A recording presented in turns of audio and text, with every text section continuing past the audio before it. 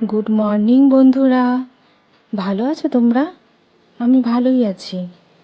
আজকে তোমাদের একটা পনিরের নতুন ডিশ করে দেখাবো, হালকা তেল মশলায় হেলদি খাবার। তো দেখতেই পাচ্ছ আমি পনিরটা পিস করে কেটে নিলাম, তারপরে একটু কড়ায় তেল দিলাম। তেল দেওয়ার পরে আমি পনিরগুলো ছেড়ে দেব।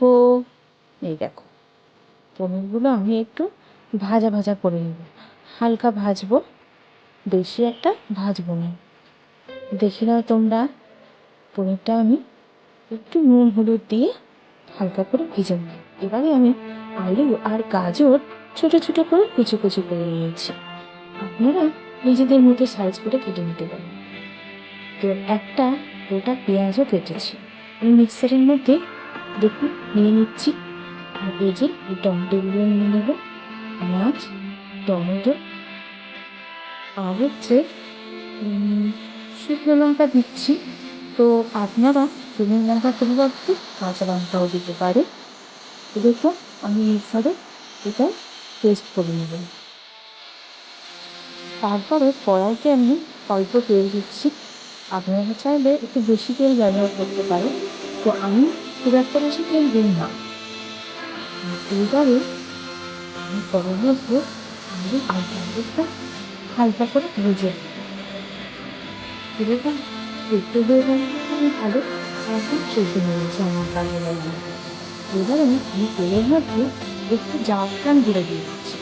আপনি যদি জাফরান গুঁড়ো না থাকলে কাশ্মীরি রেডও দিতে পারেন। তো এবারে আমি পেঁয়াজ টমেটো বাটাটা দিয়ে দিলাম এই তেলের মধ্যে। আর জাফরান গুঁড়োটা দিলেও কালারটা ভালোই আসে।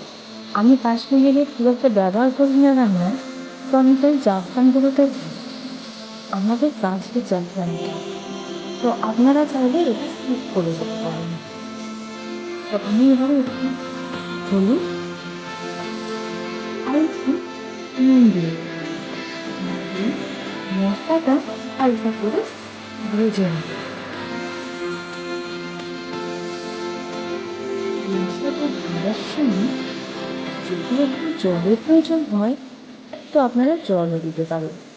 আমি গাজর আর আলু যে ভেজেছিলাম সেটা কড়াইয়ের মধ্যে দিয়ে দিলাম। মশলাটা ভালো করে ভাজা ভাজা হয়ে যাবে। আমাদের মশলাটা প্রায় ভাজা হয়ে গেছে। এবারে আমি যে জলটা ছিল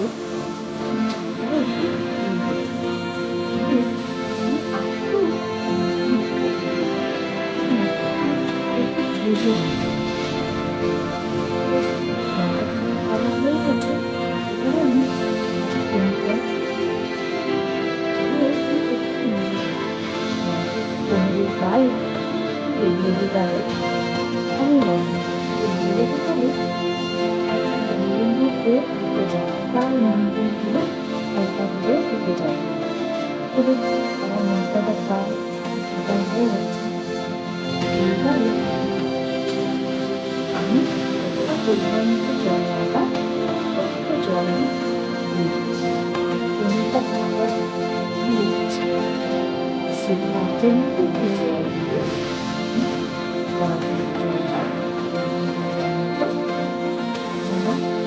তেল কম দিতে চান কম দেবেন। আমি খুব একটা বেশি জল দিচ্ছি না, আমি এই যে এরকম দিলাম। এরকম ফুটতে আছে, তো আমি একটু ঢাকা দিয়ে দিলাম, বাকিটা কমিয়ে দেবো। তো দেখুন আমার প্রায় রান্নাটা কমপ্লিট হয়ে গেছে। প্রায় দেখুন কমপ্লিট হয়ে গেছে রান্নাটা। তো আমি নামানোর আগে একটু কসুরি মেথি দিয়ে দিচ্ছি।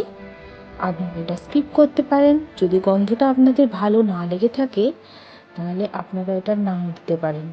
তো আমি একটু দিয়ে দিলাম, তো আমার গন্ধটা ভালোই লাগে। দেখুন পুরোপুরি রেডি আমার তরকারি, পনিরের তরকারি। তো আমাদের এই ভিডিওটা যদি ভালো লেগে থাকে তাহলে